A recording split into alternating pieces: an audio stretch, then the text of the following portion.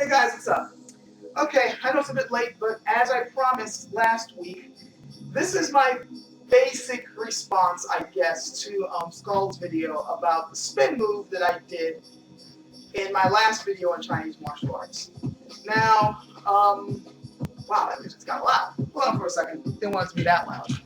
Um, you know me in jungle, I gotta have music playing like that. Anyway, for starters, I'm not doing this basically trying to say that what Skull said in that video was wrong, because I don't think it was. As I stated before, and as he himself understands, I don't really advocate spin moves in sword fighting. For the most part, I don't. The reason why I showed that one was because I thought it would be a fun little novelty to show you guys some of the weirder things that can happen in Chinese. Like in traditional training, they have strange looking moves like that. And I just thought, just for the hell of it, let me show one of those weird applications that they have for certain defenses, that come off of that, spin and stuff like that, which looks absolutely ridiculous from a certain standpoint. But the reason why I'm making this particular response is because, believe it or not, motions like that have their place. Those places aren't very common, and many times you can be, if you know what you're doing, you shouldn't be in situations like that where that spin move is going to come out. But combat is kind of crazy, and you don't really know how it's going to come out. Again, most of the time, and I'm going to be demonstrating this in a moment, most of the time there's a more straightforward response to what you're trying to do. But every now and then, you're going to need to do motions like that. Now, before I go on, I have to stress this. And this is actually bordering a bit on a pet peeve that I have with certain people critiquing certain motions. When somebody like Skull criticizes a particular aspect of a martial arts motion, if he has a problem with it or if he sees something wrong, someone like him, I look at that, I take that with a great amount of respect, and I don't, turn my nose up at his critiques at all, because he trains with weapons. He practices martial arts. He has experience on his side, and he has the combat knowledge to be able to look at a move and go, I'm not too sure if that worked. Basically, his words carry more weight because he practices with weaponry. He practices martial arts. So somebody like him criticizing a motion, I'm definitely going to be like, yeah, you know what? He might have a point there. Or I'm going to I can see what you're talking about, and I can, respect what he's saying. However, somebody who doesn't train in weapons whatsoever, knows nothing about sword fighting at all, except for maybe a couple of things they might have picked up in books or worse, movies. And when I mean books, I'm talking martial arts books, not like fiction, because that's even worse. But somebody who's going to be mostly focusing on crap like that, who has no real experience, yeah, I have a problem with people like that. If you got no combat experience, no training whatsoever, and the only thing you know is basically watching videos like mine and think that's enough knowledge for you, no, that's not enough. You only have enough knowledge if you're actually doing this stuff. If you actually physically practice, this is a physical art. If you're not physically practicing it, you really don't have a leg to stand on to critique anything you see. Skull? Yeah, he can. And in fact, I think that many of the things he showed in this video are correct. Some weren't, and I'm going to get into that. But I just want to say that. That has to be cleared up. Anybody who's going to criticize anything that they see in any video, whether it's mine or Skull's, have some combat experience. And not straight up killing people. I'm just talking about at least train in some type of weapon martial art. If you don't, you're just wasting people's time. Now, having said all that, I also have to talk about combat context. If you train in a certain way, certain motions from another way of training or another combat theory won't necessarily make sense to you or might be detrimental to your line of thinking. Take kicking, for instance. There are certain Chinese martial arts schools that don't like mid to high level kicks at all. They advocate straight up just kicking low. They're like, none of this shit. None of this. They're like, no. There's some schools that straight up say that to kick at all is 30% failure. To kick is to lose. And their reason is, well, we have a whole bunch of motions that mess up anybody standing on one leg. You got to stay rooted. To kick, you lose your root. So keep your legs on the ground and fight only with your hands. Makes sense, right? But yet, there's tons of fights, MMA fights, like kickboxing fights. We see it all the time. People winning with high kicks, and they're not getting knocked to the ground. So, what's going on? Are these guys idiots for coming up with a theory saying don't kick at all? Not necessarily. It's just that their way of fighting dictates kicking's bad. While another way of fighting, nothing wrong with a kick. These are your strongest group of muscles. Why won't you hit somebody with your leg? But the way they kick does it in a way that's safe for them. Whereas the other school of thought doesn't see a safe way to kick. They don't know how to kick safely or how not to telegraph it. So you have, this is why these are considered combat theories or combat hypotheses, I should say. People have their own ideas on how to fight. So the reason why I'm saying all that is many of you guys who are going to criticize the spin moves train in a way that spinning whatsoever is detrimental. And for the most part, you're right. But are there safe ways or reasons to spin? I'm going to argue yes, even though I myself don't necessarily like using spin moves in fighting. So I'm going to need help for this, and unfortunately my friend Nick is not here. So I guess I'm going to have to call the wife. Come here, the wife. Here she is. This is here, the wife. So we're going to be showcasing a move. See my shame and boldness. We're going to her name. You gave me a weapon. I did. She actually goes by the name Catriona on YouTube and on the internet. Catriona, sorry. I keep getting those names mixed up. I'm going to lower the volume even more on the music. She is going to help me with the move that I showed.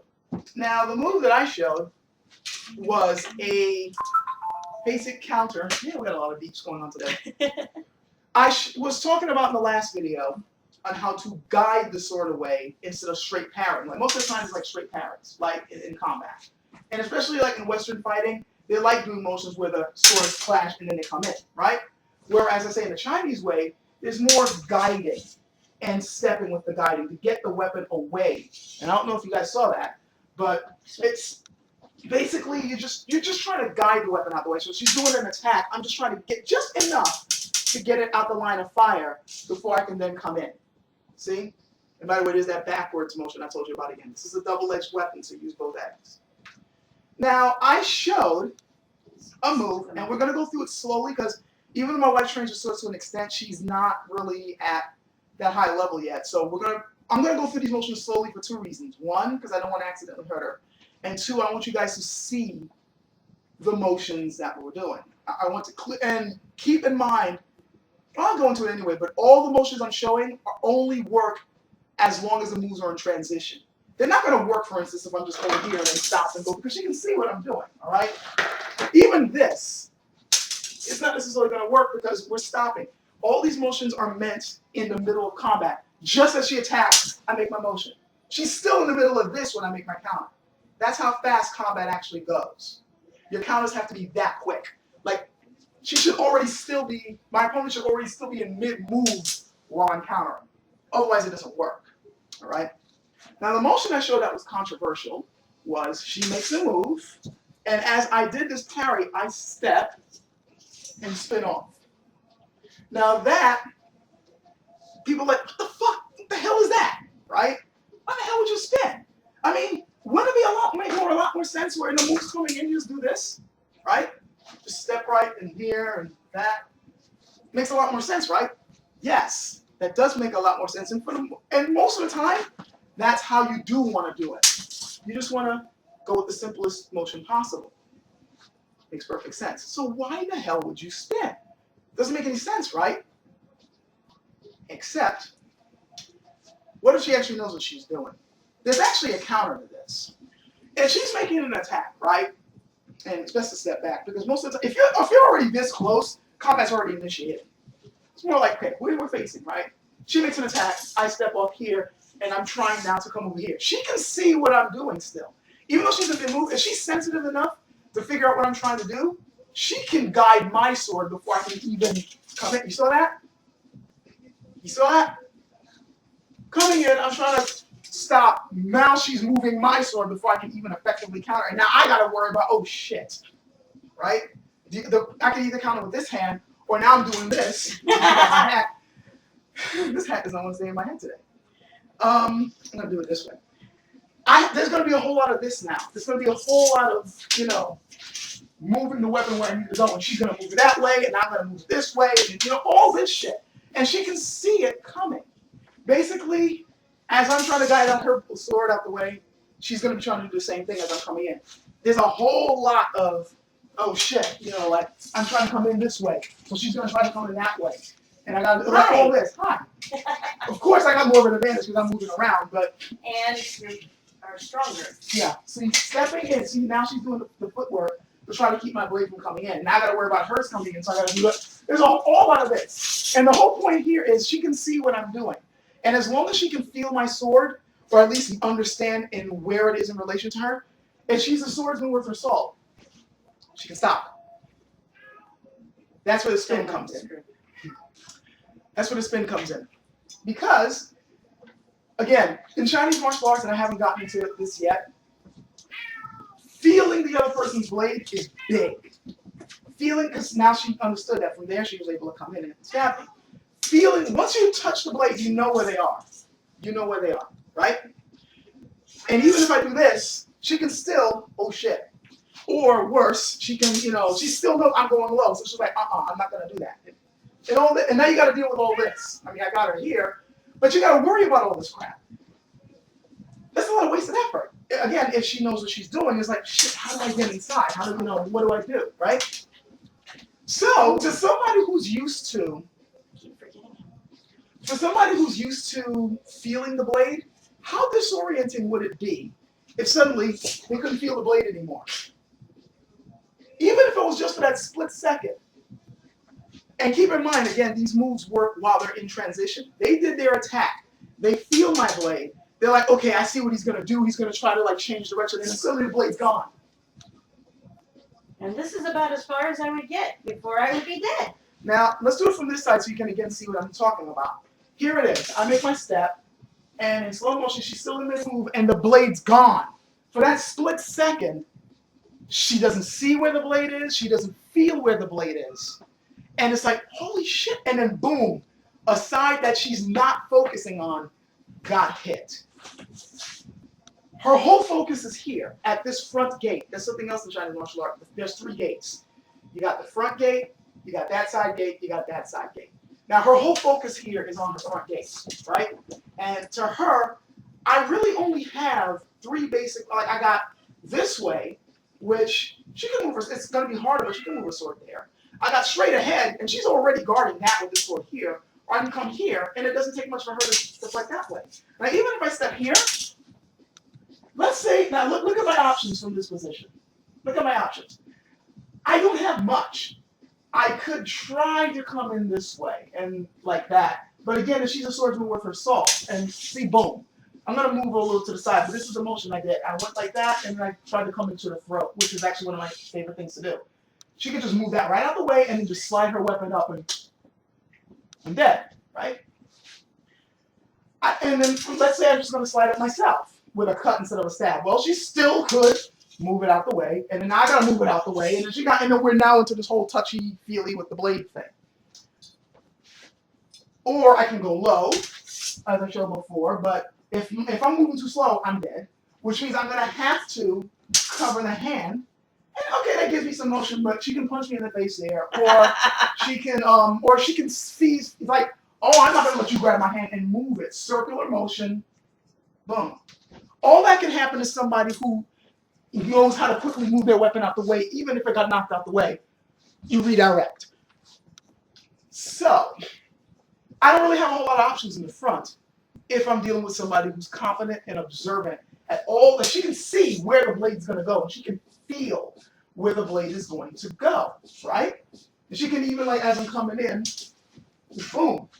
Or I can do it first, try to get in and wrestle and all that craziness. So I don't really have a whole lot of options. But then some of you are probably, there's a few of you watching right now who are saying, well, what about here, right?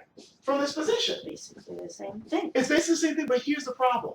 She can see it. If I suddenly come over here, she can, of course, either hit me before this gets there, Or she's feeling that I'm about to disengage, but she can see where it's disengaging and either just come into a stab or just move it out the way so that I cannot hit her here.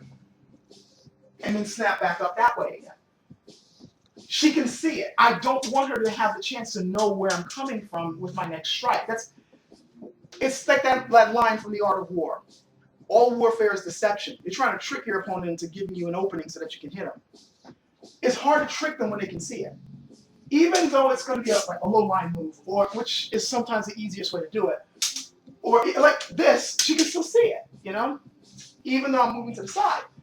But this, for that one split second, and all it takes is a split second in combat, she's blind. And some of you guys are going, well, you're blind too because you spun. No, I'm not. I know where she is. Combat is about controlling the arena and controlling the land. He who holds the land can conquer heaven. She's coming in. I know where she is because, remember, she may be good at knowing where I am because she's touching my blade. But it's the same for me. And even though I go like that, I know exactly where she is already because I put her here. She's in mid-attack, and I know she's right there. And I know this is wide open. Momentum is taking me that way. This doesn't even take me a second. It's that split second. And suddenly the area that she's not focusing on got hit. She's focusing here.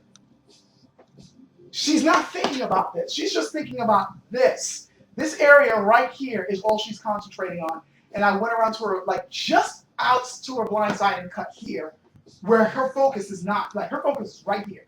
She might even have this hand right there, ready just in case to fend off any shit that's gonna come from the side. But here, focus is not there.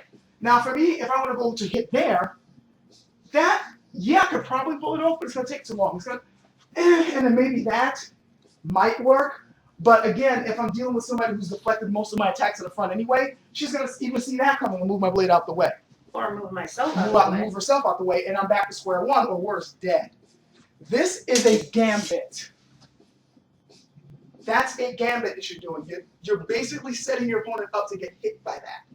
And as nonsensical as it may seem, if you're controlling the battlefield and you know how to keep their focus in one direction where they're not focusing on that blind spot, that spin suddenly messes them up.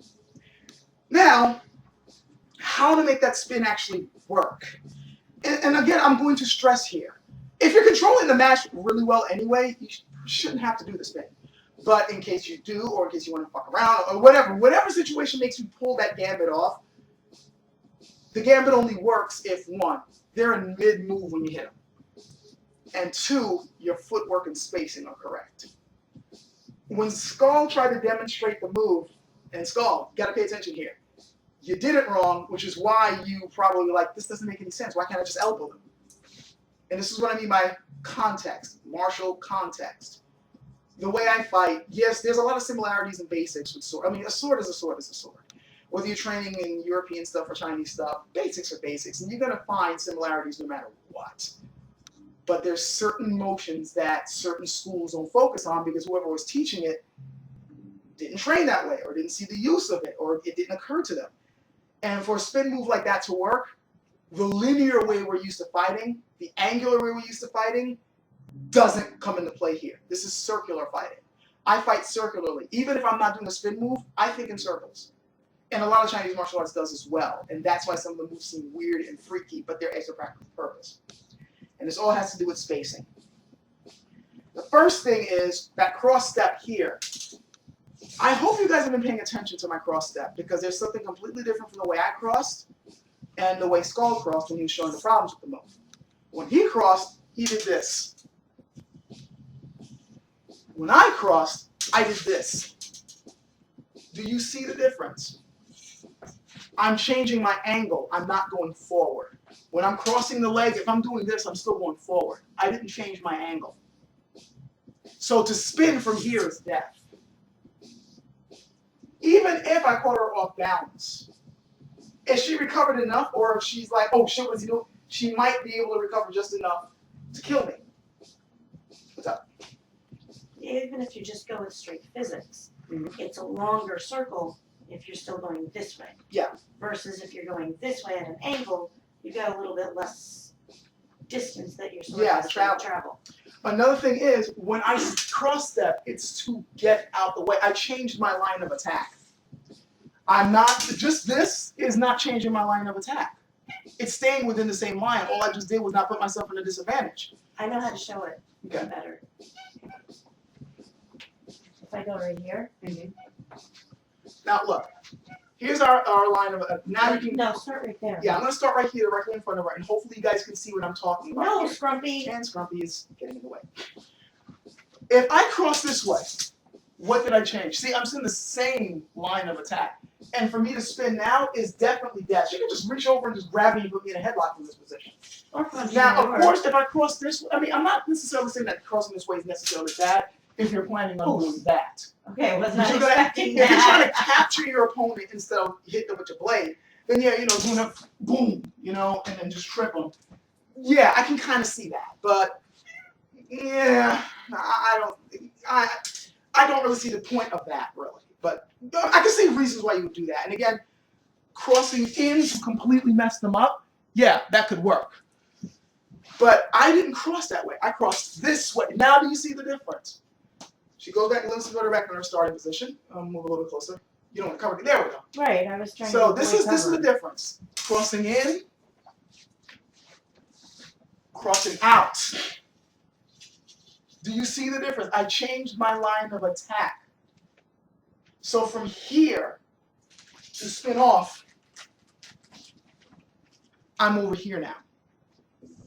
If I cross in and tried to do the spin, I have to hope to get behind her, which is the other problem with the way Skall showed it.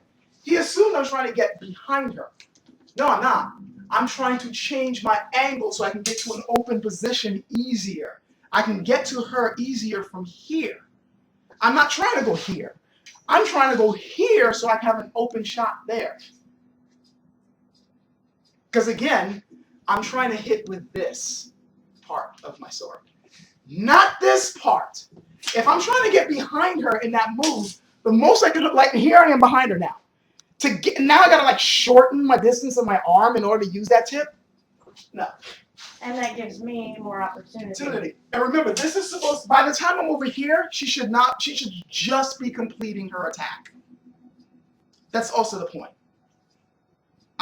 She's still like just recovering when this cuts. And that only works if I'm over here, not here, here. Another thing is, this whole time I've been doing the motion, I've been parrying like this. I've been guiding the blade like that. I did not do it like this. That's also going to get me fucked up.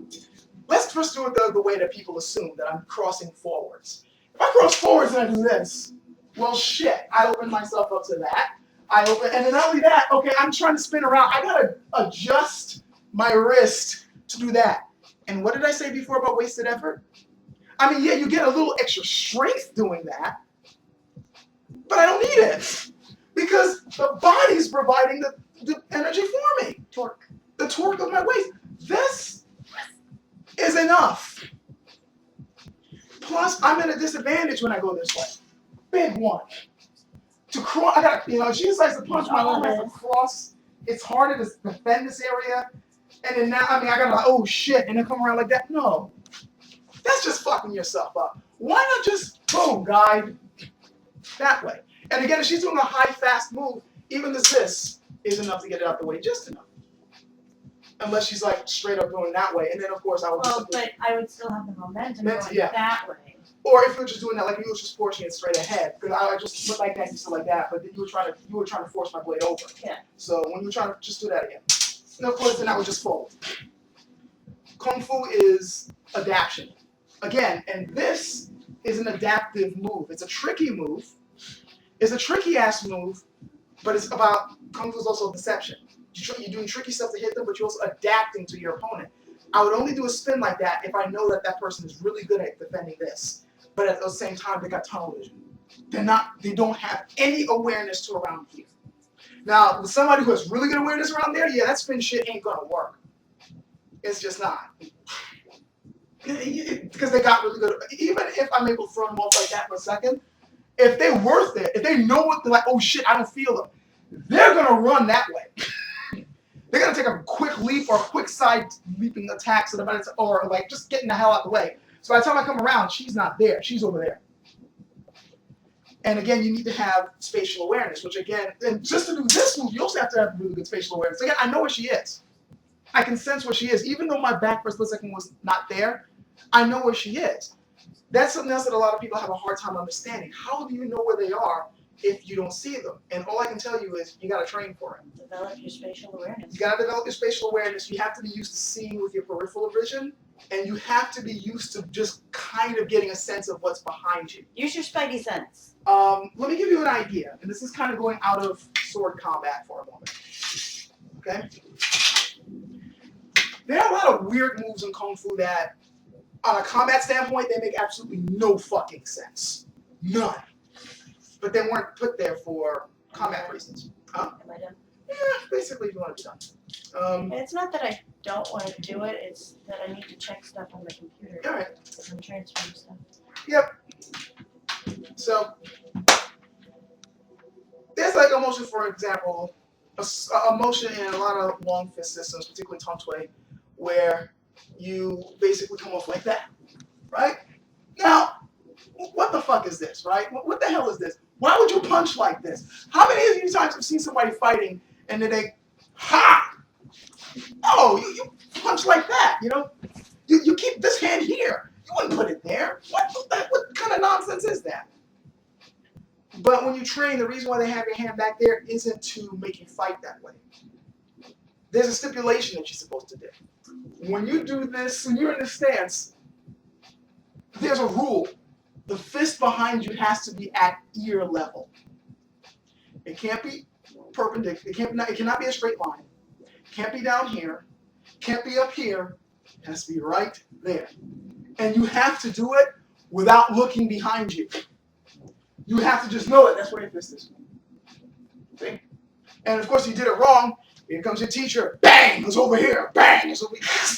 Right? You have to know where your hand is without looking at it. You got to know that's where it is. It's got to be at that level.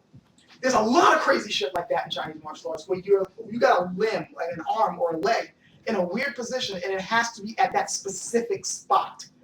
But you can't look at it. You just have to know that's where it is. This is teaching you two things. Knowing where it's knowing to have full awareness of your body. But it's also giving you spatial awareness to sense how things are behind you. You cannot see it, but you know that's where it is because you've been training it over and over and over again. And that combined with paying attention to your peripheral vision rather than just staying tunnel vision when you're fighting, opens up your arena. You're no longer in a 2D world. You're remembering that, hey, I'm in a 3D environment. I need to pay attention to everything. So when you're now fighting an opponent and you're moving them around, even if you don't necessarily see them, you know where they are because you're opening yourself up. You're no longer just simply paying attention to what's in front of you here. You're also paying attention to what's around here, even if you can't necessarily see that. This is that sensitivity that I was talking about before. And there is training for that. You have to train for that awareness. This is where you start hearing stories about people like, they're paying attention here. They feel somebody sneaking up behind them, about to put them in a headlock or something, and suddenly like, oh, fuck, and then run them down. It's not sixth sense. This is not that, because later on you're going to find asshole bullshit martial arts. Yes, I developed my telepathy. Nah, bullshit. It's just that they were sensitive to the environment and there's training for that. Does your chi make candles go out too? It's the same thing with that spin move I was telling you about. So many people are like, but you don't see them when you spin. I don't have to. And there's tons of spin moves that you don't have to. Basic ones, like your basic spin kick. The best example, there's like most people expect, especially in Taekwondo, they use the spin kick offensively. And they can pull it off. But that's not really the best way to use it. Best way to use it is as a counter. You spin out the way of an attack and kick. Is it feasible to do it that way? Yes, and that's actually the way I've been taught to use it.